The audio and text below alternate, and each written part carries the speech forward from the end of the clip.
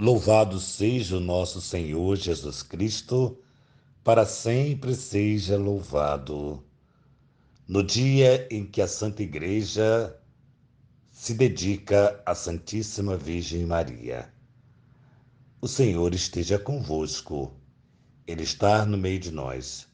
Proclamação do Evangelho de Jesus Cristo, segundo São Mateus. Glória a vós, Senhor. Ao descerem do monte, os discípulos perguntaram a Jesus: por que os mestres da lei dizem que Elias deve vir primeiro?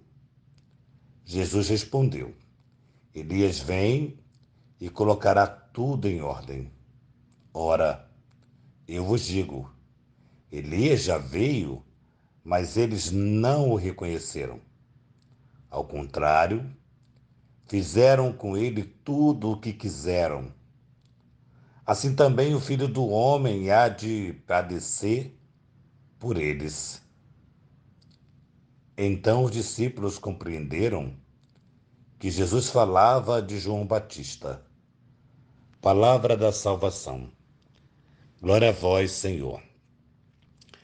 Então, é interessante demais, mais uma vez, esses dias nós temos visto, né, Jesus fazer sempre referência a João Batista, trazendo de volta a importância de tudo aquilo que João Batista preparou, de tudo aquilo que João Batista realizou, tudo pensando, tudo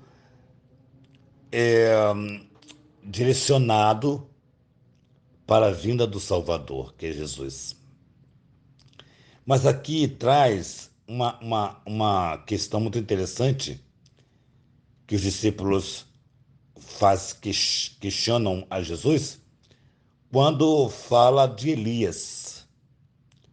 Porque os mestres da lei esperavam a volta de Elias.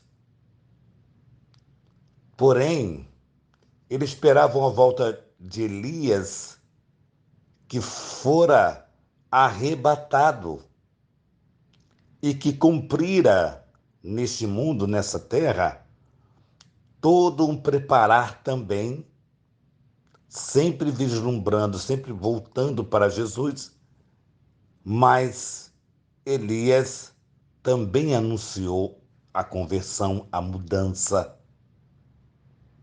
E Elias fora arrebatado. E eles esperavam a volta de Elias.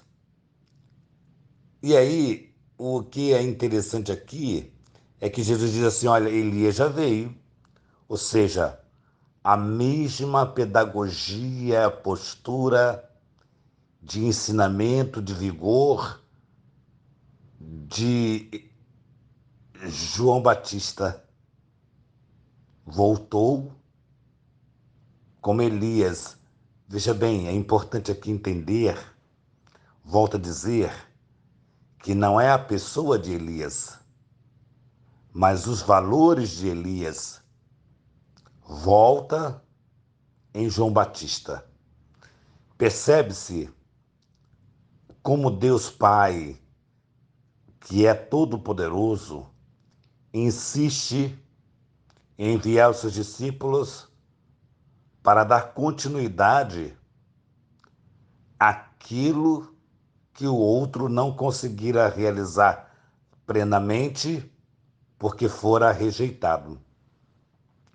Então Jesus aqui ele mostra com muita clareza a importância de João Batista e aquilo que acontecera com João Batista fora rejeitado, fora assassinado, fora eliminado, porque anunciava o Messias a partir de uma conversão. Há uma mudança. Nós precisamos mudarmos de vida para acolhermos nosso Senhor Jesus Cristo.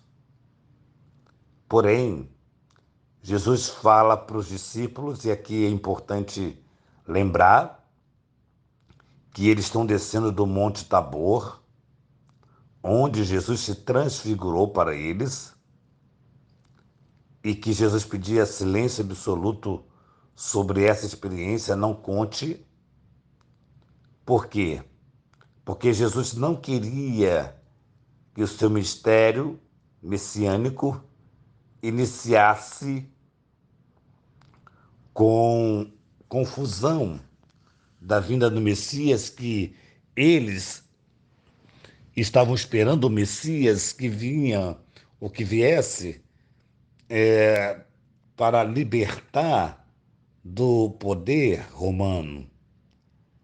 E aqui me faz lembrar como nós vamos atualizar, ou como pudéssemos atualizar essa ideia dos fariseus, dos doutores da lei. Eu vou dar um exemplo. Eu digo, não estou falando, quando dou esse exemplo, do Brasil, tão somente, mas eu falo do mundo inteiro.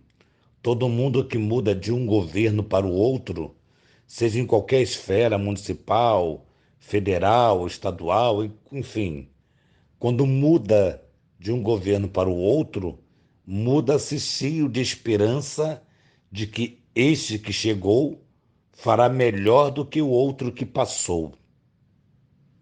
Então, a ideia aqui dos mestres da lei, dos fariseus, é que Jesus viesse para aniquilar, acabar com o poder romano e recomeçar tudo de novo. Só que a sabedoria do Pai é tamanha que Jesus não permitiu que essa linha de pensamento chegasse até ele. Lembramos que Pedro não, lembramos que Judas queria um Jesus, queria ser amigo de Jesus a partir de uma libertação política, política. E lembramos que Judas era ladrão, né? Roubava o cofre. Bom, enfim, só para lembrar de que as pessoas querem mudança, querem mudar o governo, querem mudar as coisas com a pedagogia velha, com a mesma mentalidade de antes. Então nunca vai ser mudado nada aqui quando não houver o quê? Uma conversão. Percebe? Eu trago o hoje nessa reflexão, né? Eu trago a vida cotidiana, a realidade em que vivemos politicamente, para esse evangelho, para mostrar que, politicamente, vivendo as pedagogias do olho por olho, dente por dente, que assim se vive a política no mundo, não haverá caminho de conversão. E se não há caminho de conversão, não há mudança verdadeira. Mas Jesus quer uma mudança verdadeira, por isso ele não se permitiu ser confundido com mais um político que chega com as suas propostas de mudanças e, no entanto, a vida na realidade, assim que consegue o poder daquele momento, a realidade não é a mesma. Muito bonito nós pensarmos assim, muito bonito nós vermos assim, como Deus ele quer separar o joio do trigo. E ele não quer se envolver com o joio, porque ele é trigo. Trigo alimenta, pão, dá vida. E aí, Jesus quer iniciar essa missão a partir da verdade de Elias, da verdade de João Batista, ou seja, aqueles que foram fiéis a Deus.